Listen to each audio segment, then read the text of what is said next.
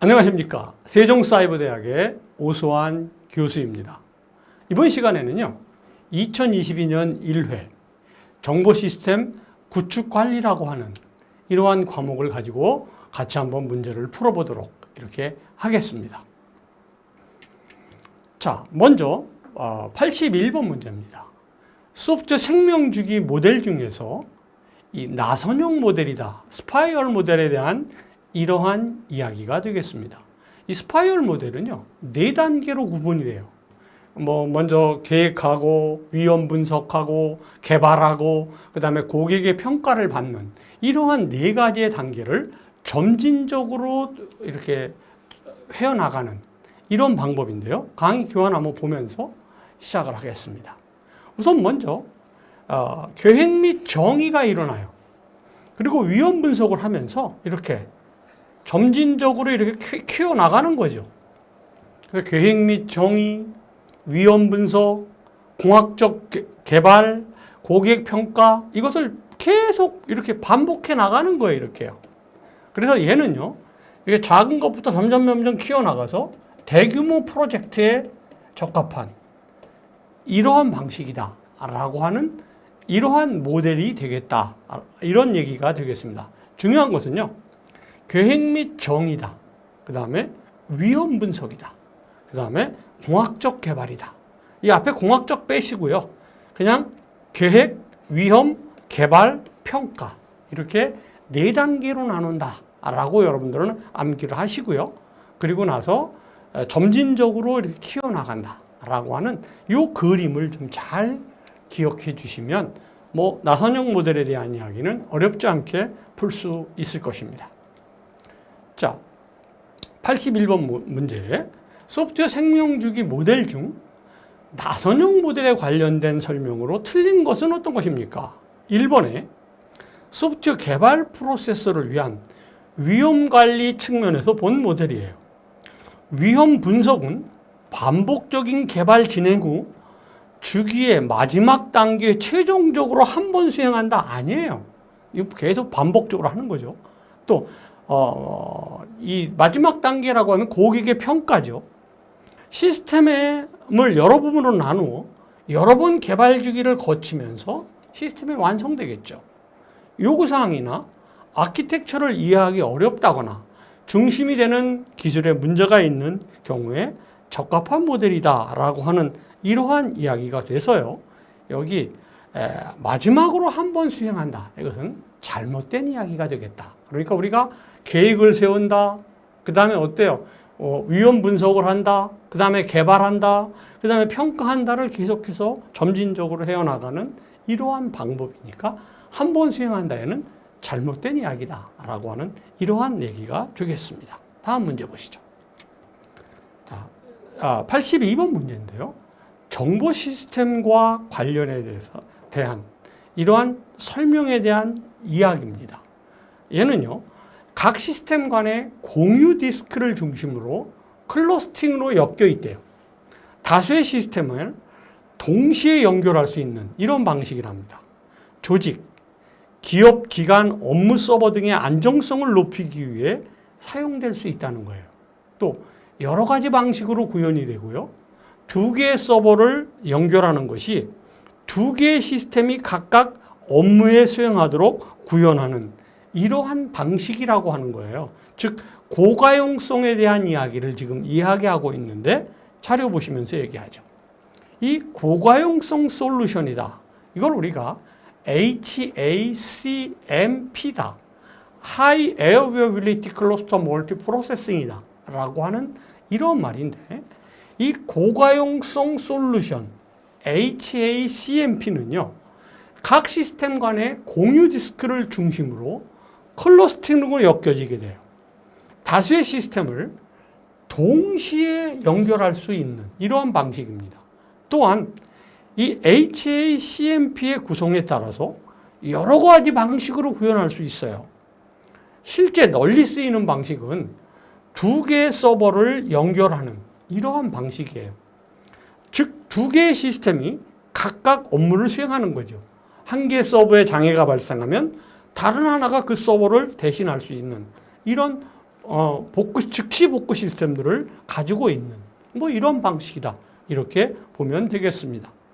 거기 앞에 나오는 예제에 이 스톡스넷이라고 하는 이런 얘기가 있는데, 이 스톡스넷이라고 하는 것은 2010년 6월에 발견된 웜 바이러스예요. 이 웜이라는 건 어때요? 자가증식을 하는 바이러스죠. 역사상 최초로 발견된 악성 코드로 이란의 원심 분리기 1000여 개를 파괴해서 이란의 핵 프로그램을 연기시켰다는 아주 유명한 이런 일화가 있는 이러한 웜 프로그램입니다. 악성 코드 복합체로 웜이지만 동시에 트로이 목마이기도 한 이러한 내용이 되겠습니다. 자, 다음 정보 시스템 관련한 내용이 해당하는 것, 각색 공유 디스크로 되어 있다. 업무 서버의 안정성을 높인다. 두 개의 서버를 연결해 두 개의 시스템이 각각 업무를 수행하도록 했다. 이것은 바로 HACMP, 즉 고가용성 솔루션이다 라고 하는 이러한 이야기가 돼서 정답은 1번이 되겠다라고 하는 이러한 내용이 되겠습니다. 자, 다음으로 보죠.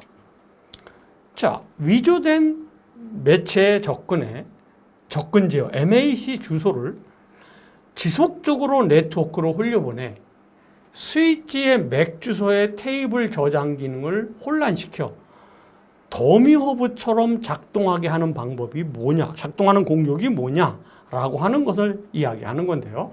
강의 자료 보시면서 강의 자료 보고 그 다음에 문제를 보도록 하죠. 우선 먼저 스위칭 제밍이라고 하는 걸 한번 보죠. 얘는 스위치 기능에 방해를 받아가지고요, 정상적으로 동작을 하지 못해요. 그래서 스위칭 허브가 마치 더미 허브처럼 작동하게 되는 이러한 거예요. 그래서 지금 그 문제에서 요구하는 것은 이 스위치 제밍이다라고 하는 걸 요구하는 거고요. 이 파싱이다라고 하는 것은 어때요?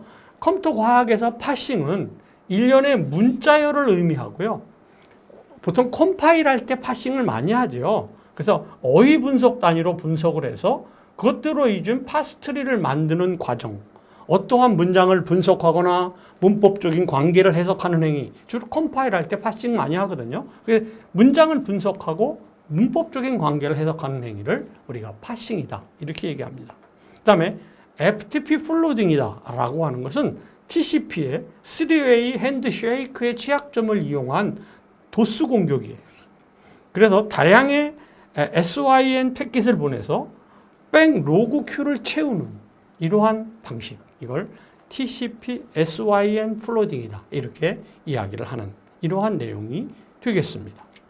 자, 그러니까 위조된 매체에 맥 주소를 해서 더미 허브처럼 만들어버리는 것은 뭐예요? 3번에 스위칭 제밍이다 라고 하는 이러한 이야기를 하는 이러한 문제가 되겠습니다. 자, 다음 문제 보도록 하죠.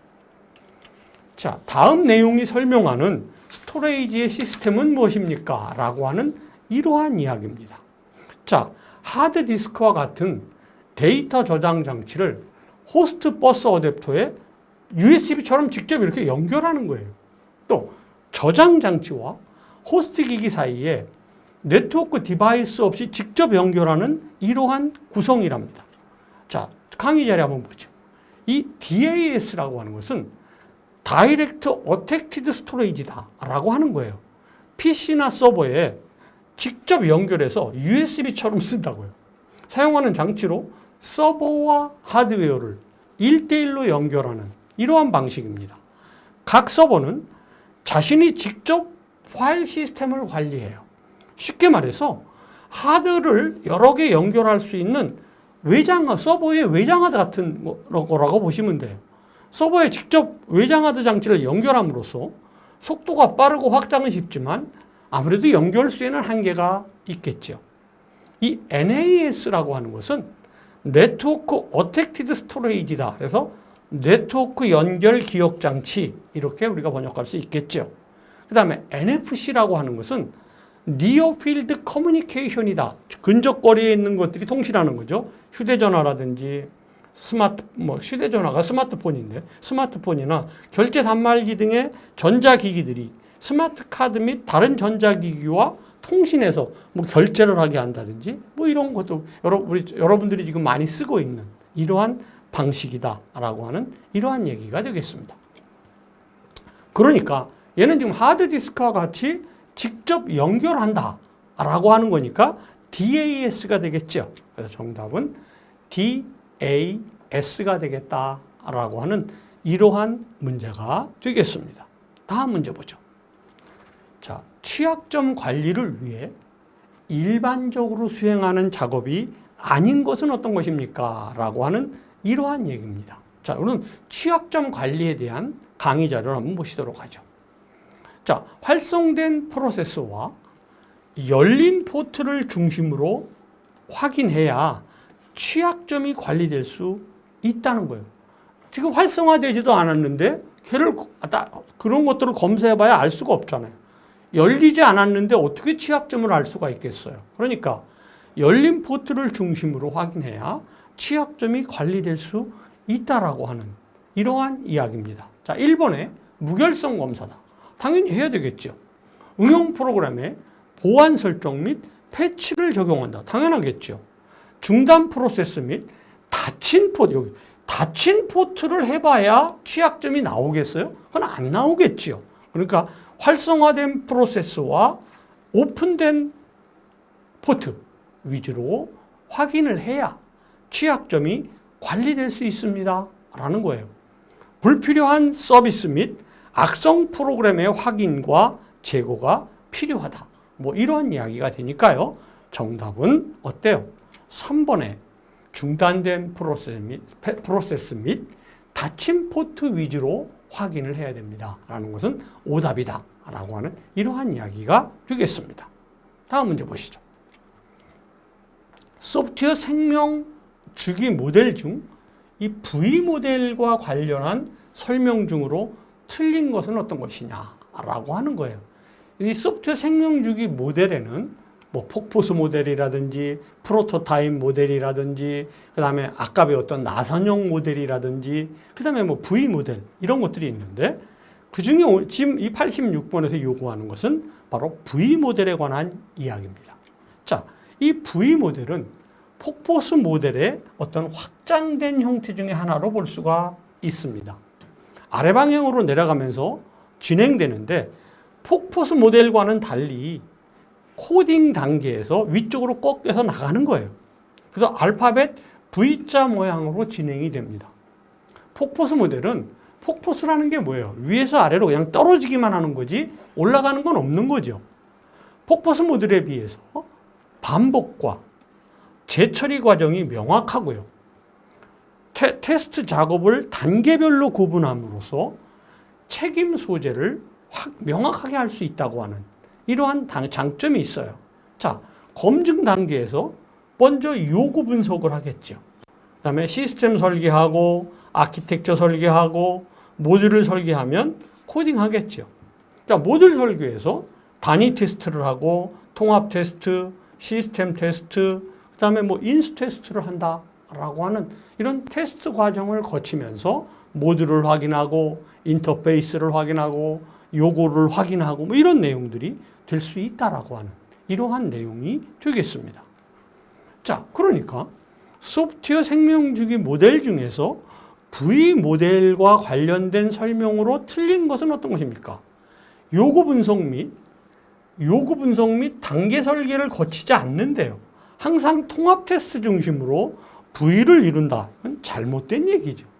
얘는 피어리에 의해 제한이 됐고 세부적인 테스트 과정이 구성되어 신뢰도가 높은 시스템을 효과적입니다.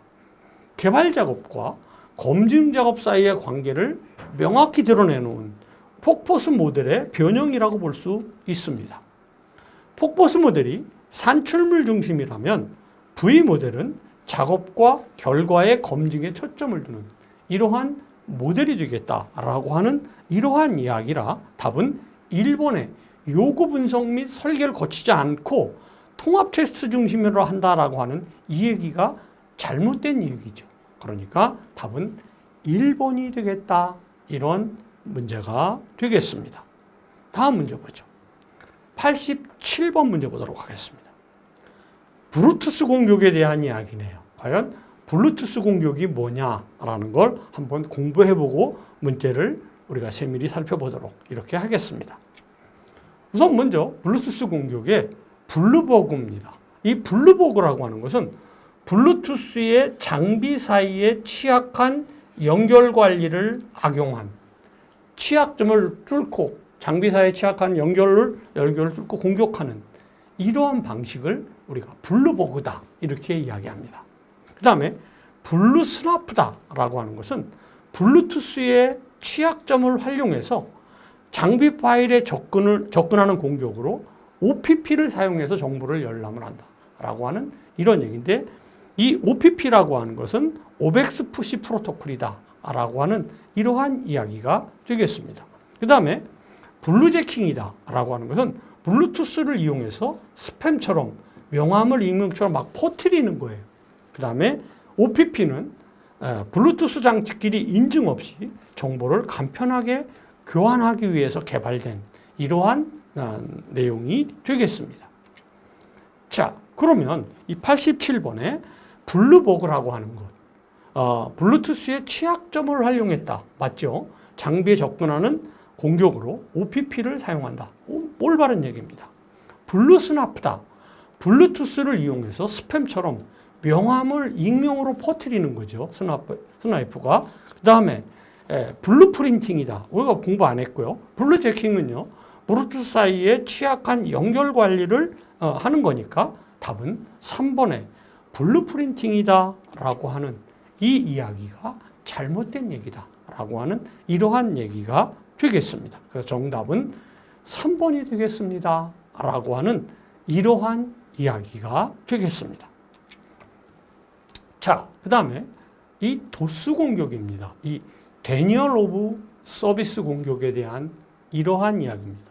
이 도스 공격과 이 디도스 공격이다라고 하는 것은, 특별히 이 디도스 공격은 나도 모르게 내 PC가 좀비가 되는 거예요. 그래서 해커라든지 이런 악용하는 사람들이 내 PC를 나도 모르는 사이에 조작을 해서 내가 남의 PC를 공격하게 하는 이러한 방법을 우리가 데니얼 오브 서비스 방식이다 이렇게 얘기를 하는 겁니다. 그런데 그 도스 방식에 대한 문제가 지금 나오고 있어요. 그러니까 우리가 자료를 한번 보지요. 이 스포프 공격은요, 브로드캐스트를 활용하여 공격 대상이 네트워크에 임의로 시스템을 패킷에 보내는 이러한 공격이 되겠습니다. 그런데 자, 핑 오브 데스다라고 하는 것은 이 ICMP 패킷을 작은 조각으로 쪼개서요, 공격 대상이 되는 조각화된 패킷을 처리해서 상대방의 컴퓨터에 꽉 차게 만드는 이러한 방법이에요. 그 다음에 스머프 공격은 이 멀티캐스트를 사용하는 게 아니죠. 브로드캐스트를 사용한다. 그러니까 얘는 틀린 얘기예요. 활용해서 공격 대상이 네트워크의 임의의 시스템에 패킷을 보내서 공격하게 하는 이러한 방법인데 브로드캐스트가 된다라는 사실이죠. 그 다음에 SYN 플로딩이다 라는 것은 존재하지 않는 클라이언트가 서버별로 한정된 접속 가능 공간에 접속한 것처럼 속여서 사용자가 서비스를 받지 못하도록 이미 접속된 것처럼 이렇게 해버리는 이러한 방식이 되겠습니다. 그 다음에 랜드 공격은 패킷 전송 시 출발지의 IP 주소와 목적지의 IP 주소를 똑같이 만들어서 공격 대상에게 보내는 이러한 방법이 된다라고 하는 이러한 이야기가 돼서 정답은 2번이 되겠습니다 라고 하는 이러한 이야기니까 정답은 2번이다 라고 하는 이러한 이야기가 되겠습니다. 다음 문제 보시죠. 다음 설명에 해당하는 것은 어떤 것입니까? 1990년대 데이비드 쿡에 의해서 처음으로 제안이 됐대요. 비정상적인 접근의 탐지를 위해 의도적으로 설치해둔 시스템이래요. 침입자를 속여 실제 공격을 당하는 것처럼 보여줌으로써 크래커를 추적 및 공격 기법의 정보를 수집하는 역할을 합니다. 쉽게 공격자에게 노출되어야 이게 지금 키워드인데요. 쉽게 공격자에게 노출되어야 하며 쉽게 공격이 가능한 것처럼 취약해 보여야 한다. 이걸 오히려 역으로 지금 역발상을 하고 있는데 자료 자리를 한번 보지요. 우선 먼저 아파치라고 하는 거예요. 얘는요. 아파치 소프트웨어 재단에서 아파치 HTTP 서버를 포함한 아파치 소프트웨어 프로젝트를 지원하는 이런 비영리 재단. 이걸 우리가 아파치라고 이야기를 하지요. 뭐 고양이 그림 그려 있는 뭐 이런 거예요. 그다음에 하둡이라고 하는 것은 아파치 하둡은 대량의 자료를 처리할 수 있는 큰 컴퓨터 클러스터에서 동작하는 분산 응용 프로그램을 지원하는 프리웨어로 자바 소프트웨어 프레임워크이다 라고 하는 거예요.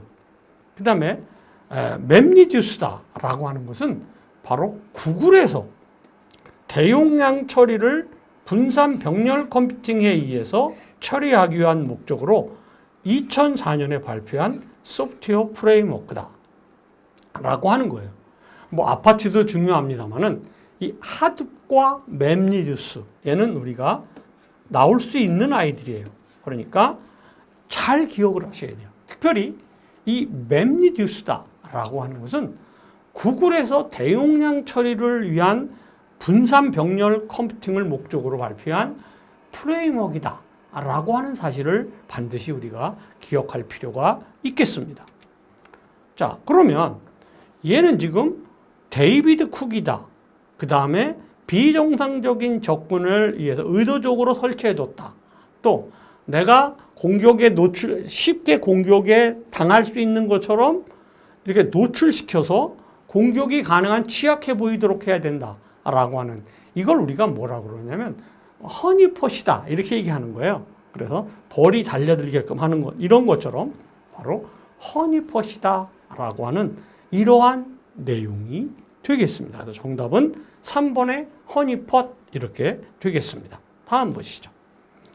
자, 다음이 설명하는 IT 기술은 무엇입니까? 라고 하는 이러한 이야기가 되겠습니다.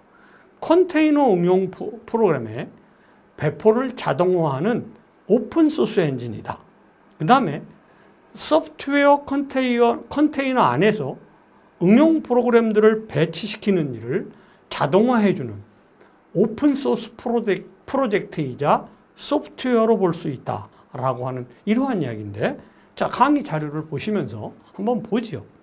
스택가드다라고 하는 것은 스택상에 일정한 주소 번지에 프로그램이 선언한 카나리아를 심어두어서 스택이 변조된 경우 카나리아를 체크해서 프로그램이 비정상적으로 종료시키는 기법이다. 그래서 카나리아다라는 건 앵무새예요.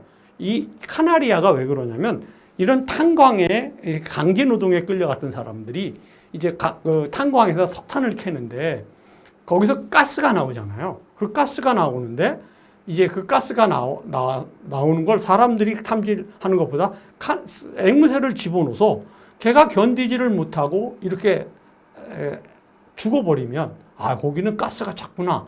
바로 이렇게 체크하는 거죠. 그걸 빗대서 카나리아다. 이렇게 이야기를 하는 이러한 이야기가 돼서 카나리아를 체크해서 프로그램이 비정상적으로 종료시키는 이런 방법이다. 그러니까 앵무새다. 이렇게 이해하시면 돼요. 그 다음에 클리퍼 컨테이너다라고 하는데 치퍼 컨테이너다. 이렇게 이야기하는데 얘는 치퍼 컨테이너는 자바에서 암호화, 복호화 기능을 제공하는 컨테이너다라는 거죠. 그 다음에 스키테일이다라고 하는 건데 스키테일이라고 하는 것은 전쟁에 나갈 군대와 본국에 남아있는 정부는 각자 스키테일이라고 하는 원통형 막대기를 갖고 있어요. 그래서 이 원통형 막대기를 나누어 가져서 서로 교신할 수 있는 암호화 기법으로 단순하게 문자열의 위치를 바꾸는 이러한 방법을 이야기할 때 스키테일이다. 이렇게 이야기를 한다라고 하는 이러한 내용이 되겠습니다. 자, 그러니까 얘는 지금 컨테이너 응용 프로그램의 배포를 자동화하는 오픈소스 엔진이다. 소프트웨어 컨테이너 안에 응용 프로그램들을 배치시키는 일을 자동화해주는 오픈소스 프로젝트다. 이자 소프트웨어로 볼 수 있다. 이건 바로 이 더커라고 하는 설명을 이야기하고 있는 이러한 이야기가 되겠습니다. 그래서 정답은 2번의 더커다라고 하는 이러한 이야기가 되겠습니다. 다음 문제 보시죠. 자, 간트 차트에 대한 이야기입니다. 이 간트 차트라고 하는 것은 어때요? 이런 자원을 배치한다든지 뭐 프로젝트가 언제 시작하고 언제 끝나는지 이런 것들을 차트별로 한눈에 알아볼 수 있게 이렇게 이야기를 해주는 이러한 내용이 되겠습니다. 자, 한번 내용을 보시죠. 지금 여러분들이 보시는 이 차트가 간트 차트입니다. 이 간트 차트라고 하는 것은 프로젝트의 일정 관리를 위한 바 형태의 도구로서 각 업무별 일정의 시작과 끝을 그래픽으로 표시해서 일정을 한눈에 볼 수 있는 거예요. 여러분들 지금 이 일정을 한번 보시면 시장 조사는 10월 14일에 시작해서 10월 26일 전에 끝나겠구나 라는 것을 금방 아실 수 있겠죠. 또 마케팅 계획서 작성은 10월 26일 이전에 시작을 해서 10월 7일, 10월 10일 해서 19일 하여튼 이전에는 끝나겠구나. 이렇게 내용을 우리가 이렇게 막대 바를 통해서 알 수 있다라고 하는 이러한 얘기죠.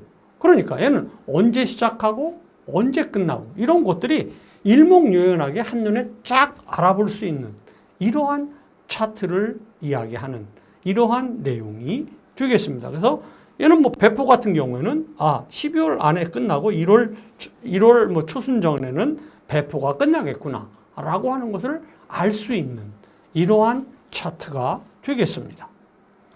보시죠. 간트 차트에 대한 설명으로 틀린 것은 어떤 것입니까? 라고 하는 이러한 문제입니다. 프로젝트를 이루는 소작업별로 언제 시작되고 여기 언제 시작되고 언제 끝나야 하는지를 한눈에 볼 수 있게 해주는 이러한 차트입니다. 자원 배치 계획에 유용하게 사용하고 있고요. 이 CPM, 이 Critical Path Method라고 하는 임계 경로를 찾을 수 있는 네트워크를 만드는 것이 가능합니다. 다음에 수평 막대의 길이는 각 작업에 필요한 인원수를 나타내는 게 아니라 언제 시작해서 언제 끝나느냐 이런 걸 나타내주는 그 막대 그래프의 얘기가 되니까요. 답은 이 4번에 이 인원수를 나타낸다. 이거는 잘못된 설명이다. 라고 하는 이러한 이야기가 돼서 정답은 4번이 되겠다. 라고 하는 이러한 내용이 되겠습니다. 다음 보시죠. 자, 파이썬 기반의 웹 크롤링 프레임워크로 옳은 것은 어떤 것입니까? 라고 하는 이 웹 크롤링에 대한 이런 내용을 아느냐 이걸 물어보는 문제인데 자 우선 먼저 1번에 보니까 라이파이라고 하는 게 나와요. 이 라이파이라고 하는 것은 발광 다이오드 따위의 적외선에서 근자외선까지 스펙트럼을 이용한 5세대 이동통신 기술을 이야기한다. 여기 스펙트럼의 빛을 이용한다 라고 하는 거예요. 그 다음에 이 스크래피라고 하는 것은 파이썬으로 작성된 오픈소스 웹 크롤링 프레임워크예요. 그래서 웹 데이터를 수집하는 것을 목표로 만들어졌고요. 또한 API를 이용해서 데이터를 축출할 수 있고 범용 웹 크롤러로 사용될 수 있다. 여기서 이 API라고 하는 것은 어때요? 우리가 이 API가 중간에서 이렇게 중간자 역할을 해주는 걸 API다. 이렇게 얘기하죠. 간단하게 얘기해서 우리가 식당에 들어가게 되면 우리가 어떤 일하시는 분이 오면 그 일하시는 분한테 내가 뭘 주세요 하면 그 일하시는 분은 어때요? 다시 주방의 요리사한테 가서 뭐뭐를 만들어 주세요 하면 그 요리사는 만들어서 또 그 종업원에게 주면 그 종업원은 들고 와서 우리들한테 이렇게 음식을 나눠줄 거 아닙니까? 그 종업원이 바로 API의 역할을 하는 거죠. 중간에서 이렇게 서로 의사를 소통해서 데이터를 전해주는 이런 역할을 하는 것을 우리가 API다 이렇게 이야기를 하겠습니다. 그 다음에 SBAS다. State Style Based Augmentation System이다 라고 하는 말인데 GPS의 위치 오차를 3m 이내로 정밀하게 보장한 후 정지궤도 위성을 통해 우리나라 전역에 정확한 위치 정보를 제공하는 시스템이에요. 그래서 얘를 우리가 위성 항법 보강 시스템이다 라고 하는 이러한 내용이 되겠습니다. 자, 그러니까요. 이 파이썬 기반의 웹 크롤링 프레임워크는 뭐예요? 스크라피다 라고 하는 이러한 이야기를 지금 이야기하고 있는 이러한 내용이 되겠습니다. 그래서 정답은 2번이다. 스크라피다 라고 하는 이러한 내용입니다. 다음 보시죠. 자, 시큐어 코딩에 대한 이야기네요. 자, 시큐어 코딩에 대한 것이 무엇이냐 이런 개념을 물어보는 이러한 내용인데요. 우선 한번 보지요. 이 시큐어 코딩의 자원 삽입이다. 우리가 SQL 삽입이다 라고 하는데 자원을 조작할 수 있는 문자열을 삽입해서 시스템이 보호하는 자원에 임의에 접근할 수 있는 이러한 내용을 이야기하는 이러한 내용이 되겠습니다. 이 SQL 삽입이다 라고 하는 것은 SQL 쿼리의 약점을 잡아서 그 SQL 쿼리에 삽입해서 사용자의 어떤 이런 것들을 공격하는 이러한 방법이 SQL 삽입입니다. 사용자의 입력값 등 외부 입력값이 SQL 쿼리에 삽입돼서 공격하는 이러한 방식이다. 이렇게 보시면 되겠습니다. 크로스 사이트 스크립트라고 하는 것은 검증되지 않은 외부 입력값에 의해 브라우저에서 악의적인 코드가 실행되는 이것을 우리가 클로즈 사이트 스크립트다. 이렇게 얘기를 하죠. 그 다음에 운영체제 명령어 삽입이다. 운영체제 명령에 파라미터의 입력값이 적절한 사전의 검증을 거치지 않고 사용되어서 공격자가 운영체제 명령어를 조작해서 공격하는 이러한 방식이 되겠습니다. 그 다음에 자원삽입이다. 자원삽입은 사용자가 내부의 입력값을 통해 시스템의 내 사용이 불가능한 자원을 시스템에 사용 불가능한 자원을 해봐야 뭐 하겠어요. 그러니까 이 4번은 틀린 얘기가 되죠. 그러니까 시스템이 보호하는 자원에 임의로 접근해서 공격을 하는 이러한 방식이다 라고 하는 이런 거죠. 그러니까 바로 자원 삽입이다 라고 하는 이 내용이 틀렸다 라는 이런 얘기가 되겠습니다. 다음 문제 보시죠. 자, 윈도우스의 파일 시스템인 FAT와 NTFS의 특징이 아닌 것은 어떤 것입니까? 라고 하는 이러한 문제가 되겠습니다. 자, 자료 한번 보시죠. 우선 먼저 이 FAT라고 하는 거예요. 이 FAT는 디스크 오퍼레이팅 시스템, 도스 시절부터 사용되던 윈도우의 파일 시스템이에요. 얘는 저용량의 도스 시절이니까 저용량이죠. 호환성이 좋고 저장 가능한 파일의 최대 크기가 4GB라고 하는 거예요. 그 다음에 이 NTFS다라고 하는 것은 이 FA 시스템이 너무 작으니까 그 작은 시스템을 대체하기 위해서 개발된 윈도우 파일 시스템이에요. 이 NTFS는 사용자마다 다른 보안 적용이 가능해요. 그래서 이 FAT보다는 보안이 훨씬 뛰어난 이러한 윈도우 파일 시스템이다. 이렇게 이해하시면 될 것 같습니다. 그 다음에 이 NTFS라고 하는 것은 FAT보다는 대용량 저장이 가능하고요. 안정성이 뛰어난 이러한 윈도우 파일 시스템이 되겠다라고 하는 이러한 내용이 되겠습니다. 자, 이제 문제 보시죠. FAT보다 NTFS의 파일의 특징이 아닌 걸 물어보고 있거든요. 보안에 취약하다. 아니죠. FAT보다는 보안이 더 좋은 거죠. 또 용량도 크지요. 대용량 볼륨에 더 효율적이에요. 또 자동 압축 및 안정성을 가지고요. 저용량 볼륨에서의 속도 저하를 갖는 이러한 내용이니까요. 자, 보안에 취약하다. 얘는 잘못됐다라고 하는 이러한 사실이 되겠습니다.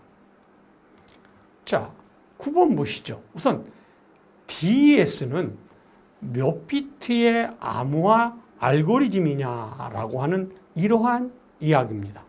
여기서 우리가 암호화 알고리즘이라고 하는 걸 잠깐 공부해 보도록 하겠습니다. 이 암호화 알고리즘에는요, 우선 대칭키 방식이 있어요. 대칭키 방식이다. 또 비대칭키 방식이다. 이런 말이 있어요. 우선 대칭키라고 하는 것은 비밀키 방식이에요. 비밀키 방식이다. 이렇게 볼 수 있고요. 이 가장 대표적인 게 바로 DES 방식이다. 라는 거예요. 얘는 왜 대칭키고 왜 비밀키냐? 이 DES는 암호화 키와 복호화 키가 같아요. 그러니까 이 암호화 키와 복호화 키가 같기 때문에 대칭키예요. 또 암호화 키가 같기 때문에 이 암호화 키를 공개하면 큰일 나는 거죠. 왜? 복호화가 돼버리니까요. 그러니까 비밀키로 할 수밖에 없는 이러한 방식이에요. 가장 대표적으로 DES 방식이 있다라는 사실이에요. 그 다음에 이 비대칭키라고 하는 것은 공개키 방식이에요.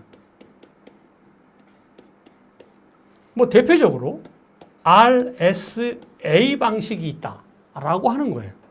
얘는요, 암호화 키와 복호화 키가 달라요, 서로 다르기 때문에 암호화 키는 얼마든지 공개할 수 있어요. 그래서 공개키죠. 또 암호화 키와 복호화 키가 다르기 때문에 비대칭 키가 되는 거죠. 그래서 우선 먼저 우리가 이 암호화 알고리즘에는 어때요? 비밀 키와 공개 키가 있다. 대칭 키와 비대칭 키가 있다. 라고 하는 걸 먼저 이해하시고요. 우선 비밀 키, 대칭 키 방식의 가장 대표적인 것으로 DES가 있다. 또 공개 키와 비대칭 키에 대한 가장 대표적인 방식으로 RSA가 있는데, 우리가 좀 쉽게 RSA 방식을 좀 쉽게 해보면 우리가 쓰는 은행의 인터넷 뱅킹 어때요? 생각해 볼 수가 있죠. 은행에 쓰는 인터넷 뱅킹 같은 거 할 때 어떻습니까?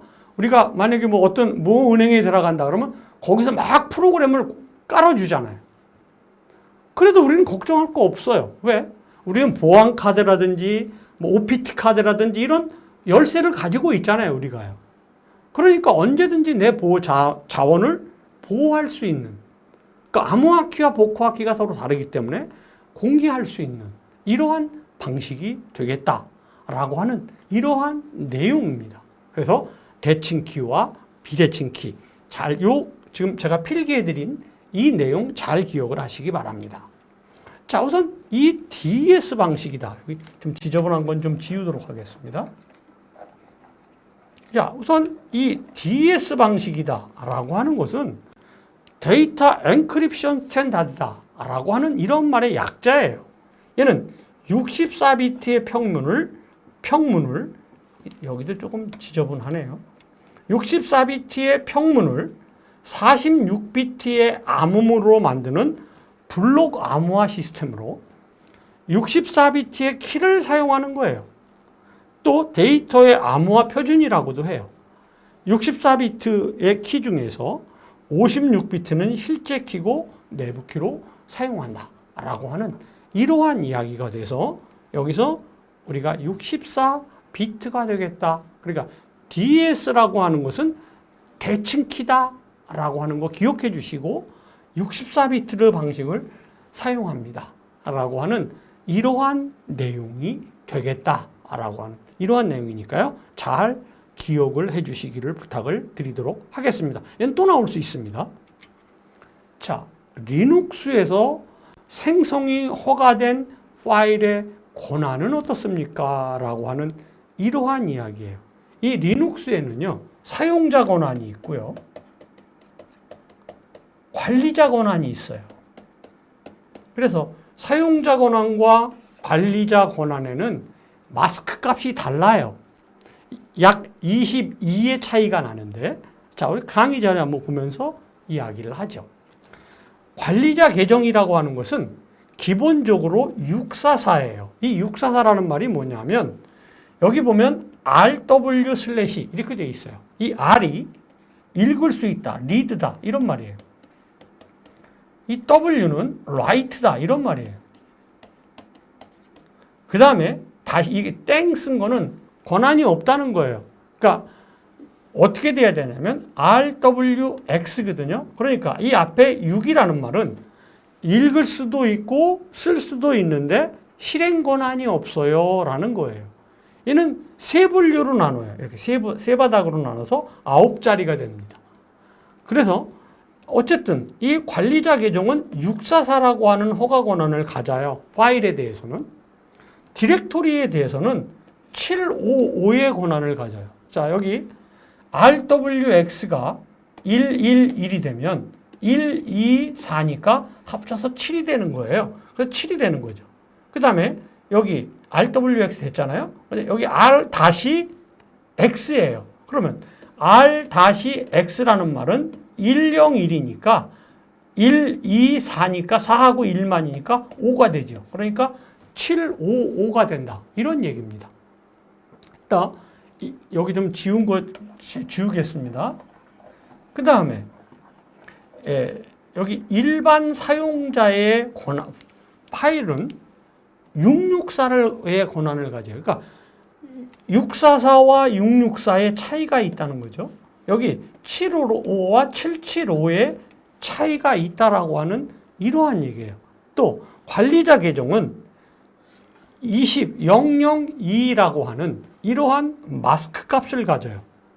일반 사용자는 0002라고 하는 마스크 값을 가지기 때문에 우리가 리눅스에 가서 umask 이렇게 써보시면 이 마스크 값들을 확인해 볼 수 있다라고 하는 이러한 사실이 되는 이러한 문제입니다. 그래서 644와 664가 20 차이 나죠. 75와 775가 20 차이가 나는 것은 이 umask 값의 차이다라고 하는 것을 여러분들에게 이야기할 수가 있겠습니다. 그래서 이 umask를 가지고 권한을 이렇게 만들어줄 수 있는 이러한 것이라 보안이라든지 이런 데서 상당히 중요하게 쓰여지는 이러한 내용이 되겠습니다.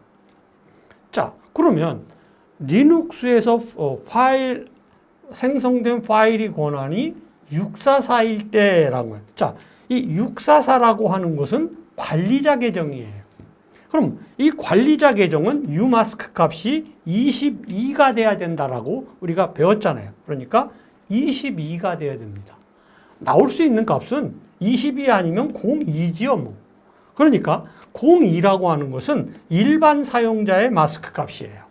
그러니까 우리가 여기 02인 거 보니까 얘는 관리자 권한이구나.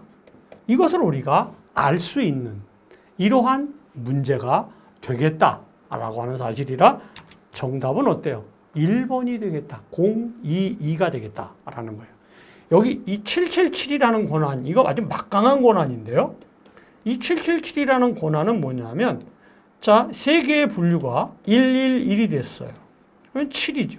또 111이 됐어요. 그러면 뭐 읽고, 쓰고, 실행한다. 이런 말이죠. 실행한다. 이렇게 되니까 777 권한이다. 이렇게 되는 거죠. 뭐 가장 막강한 권한이 될 수 있겠다라고 하는 이러한 이야기 참고로 알아두시면 좋을 것 같습니다. 다음 문제 보시죠. 다음 내용이 설명하는 로그 파일은 무엇이냐? 즉, 로그 파일에 대한 말을 이해하고 있느냐라고 하는 거예요. 리눅스 시스템에서 사용자의 성공한 로그인과 로그아웃의 기록이에요. 또 시스템의 종료와 시작 시간의 기록이에요. 자, WTMP다라고 하는 것은 성공한 로그인과 로그아웃의 정보를 담고 있는 로그 파일인데요. 바 밑에 로그 밑에 WTMP라고 하는 위치에 위치하고 있고요. 라스트 명령어를 사용해서 확인할 수 있어요. 그 다음에 UTMP라고 하는 것은 로그인 상태의 상태 정보를 갖고 있어요. 얘는 바 밑에 로그 밑에 UTMP의 위치를 하고 있고요. finger 명령이나 후 명령으로 우리가 볼 수가 있다. 이런 얘기고, BTMP라고 하는 것은 실패한 로그인의 정보를 갖고 있는 로그 파일이에요. 그래서 로그 밑에 BTMP에 위치한다. 그 다음에 라스트 로그라고 하는 것은 마지막에 성공한 로그인 정보를 담고 있는 로그 파일인데요. 바로 바 밑에 로그 밑에 라스트 로그에 위치한다. 이 라스트 로그 명령으로 확인해 볼 수 있는 이러한 내용이 되겠습니다. 자, 그러니까요. 여기서 97번에서 어때요? 이 리눅스의 시스템에서 사용자가 성공한 로그인이나 로그아웃의 기록을 보고 있다라고 하는 이러한 이야기가 되겠고요. 시스템의 종료와 시작 시간의 기록을 갖고 있는 것은 우리 여기서 WTMP다라고 하는 거죠. WTMP라고 하는 이러한 이야기니까 정답은 WTMP가 되겠다라고 하는 이러한 내용이 되겠습니다. 다음 문제 보죠. 자, 상향식 비용 산정 기법 중 LOC 기법이다. 이 전에도 우리가 한번 이 LOC 기법에 대한 이야기를 나눠본 적이 있는 것 같은데, 이 라인 오브 코드다. 원시 코드 라인 수를 이야기하는 거죠. 그래서 예측치를 구하기에 사용하는 항목이 아닌 것은 어떤 것이냐. 좀 이런 얘기인데 강의 자료 보면서 이야기하도록 하겠습니다. 이 원시 라인 코드다. 이것은 소스 라인 오브 코드를 이야기하는 것인데, 프로그램의 라인 수를 평가해서 비용을 산정하는 이러한 방법이에요. 소프트웨어를 각 기능의 원시 코드 라인 수를 비관치, 낙관치, 기대치를 측정해서 예측치를 구하는 이러한 것이에요.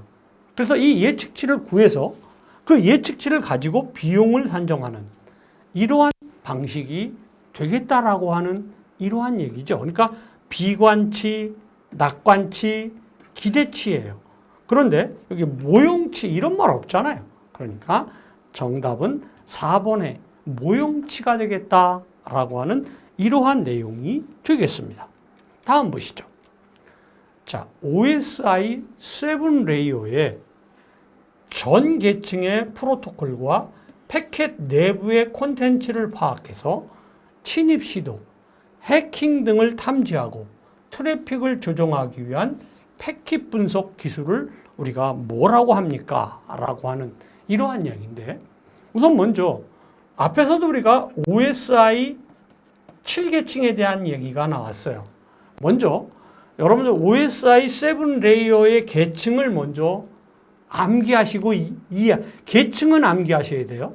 물리 계층, 데이터 링크 계층, 네트워크 계층, 트랜스포트 계층, 세션 계층, 표현 계층, 응용 계층 이렇게 외우셔야 되는데, 물, 대, 내 하고 좀 쉬세요. 그리고 트세프, 응 이렇게 외우세요.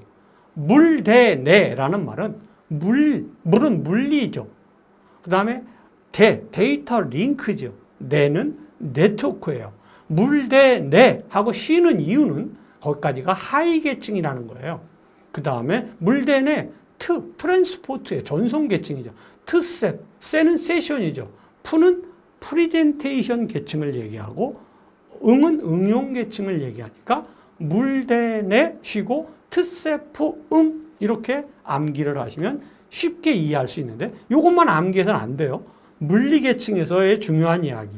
데이터 링크는 제가 강의해 드렸죠. 데이터 링크는 뭐예요? 플레임과 맥 주소라고 하는 거고요. 이 플레임은 HDLC라고 하는 이러한 플레임을 갖는다라고 하는 이러한 얘기를 여러분들에게 제가 강의를 해 드렸는데, 지금 OSI 7 레이어에 대한 이야기나 그 얘기는 아니지만 그 유사한 문제가 나왔기 때문에 다시 한번 이 OSI 7 레이어를 이야기하는 것입니다. 그래서 이 문제가 지금 이야기하고 있는 것은 이 PLCP라고 하는 이러한 이야기를 지금 보고 있는데요. 이 PLCP다라는 것은 여기 앞에 1번에 나와 있어요. 패킷 레벨 컨트롤 프로세스다라고 하는 말의 지금 설명인데, 피지컬 레이어 컨버전스 프로시더다라고 해서 물리 계층의 수렴 처리를 한다. 얘는 802.11이다. 얘가 무선 랜이거든요. 무선 랜에 맥에 이 맥이라는 것이 그 무선 랜 카드의 고유 번호예요. 맥 카드죠. 그러니까 부계층과 물리적인 특성을 연결하는 이런 역할을 해요. 그래서 이 802.11 무선 랜에 맥의 부계층이 물리적인 특성에 관계없이 동작하도록 하는 이걸 우리가 PLCP다라고 하는 이러한 이야기가 되겠습니다. 그 다음에 트래픽 디스트리뷰터다라고 하는 것은 네트워크 통신 간에 여기 트래픽을 분배해주는 이러한 솔루션을 이야기할 때 어때요? 트래픽 디스트리뷰터다 이렇게 뷰터다 이렇게 이야기하는 이러한 내용이 되겠습니다. 자, 여기 DPI라고 하는 말이 나오는데 얘는 Deep Packet Inspection이다 라고 하는 이러한 얘기예요. 이 DPI라고 하는 것은 네트워크에 전송되는 패킷의 헤더와 페이로더 내의 정보를 분석하는 콘텐츠 내용 분석 기술을 이야기할 때 Deep Packet Inspection이다, DPI다 이렇게 이야기를 하겠습니다. 여기서 이 DPI의 적용 목적에는 네트워크 보안, 네트워크 관리, 콘텐츠 관리 이런 것들인데 이 네트워크 보안에는 바이러스 웜이나 이런 유해 콘텐츠를 차단하는 이러한 거고요. 네트워크 관리는 어때요? 네트워크 자원의 효율화라든지 이런 트래픽을 처리하기 위한, 트래픽을 관리하기 위한 이런 것들을 네트워크 관리다 이렇게 얘기하는 거죠. 그 다음에 콘텐츠 관리는 저작권 보호 및 불법 콘텐츠의 유통을 막아주는 뭐 이런 것들을 이야기할 때 우리가 콘텐츠 관리다 이렇게 이야기를 하겠습니다. 이 DPI, Deep Packet Inspection이다 라고 하는 이러한 내용이 되겠습니다. 자, 그러면 이 OSI 7 레이어의 전계층의 프로토콜과 패켓 내부의 콘텐츠를 파악해서 침입 시도, 해킹을 탐지하고 트래픽을 조종하기 위한 패킷 분석 기술을 우리는 무엇이라고 합니까? 라고 해서 바로 Deep Packet Inspection이다. 즉 DPI다. 이렇게 이야기를 하는 이러한 문제가 되겠습니다. 자, 다음 문제 보죠. 자, 이 소프트웨어 개발 방법론의 테일러링이다. 이 테일러링 기억하셔야 됩니다. 이 테일러링이다. 우리 테일러다. 그러면 양복을 맞춘다. 뭐 이렇게 생각하죠. 요즘 사람들은 뭐 양복 잘 안 맞춰 입지만 과거만 해도 전부 양복을 다 자기 몸에 딱 맞게 맞춰 입었다는 거죠. 이 테일러링이라는 것은 이렇게 맞춤을 얘기하는 거예요. 그러니까 자, 강의 자료 한번 보시죠.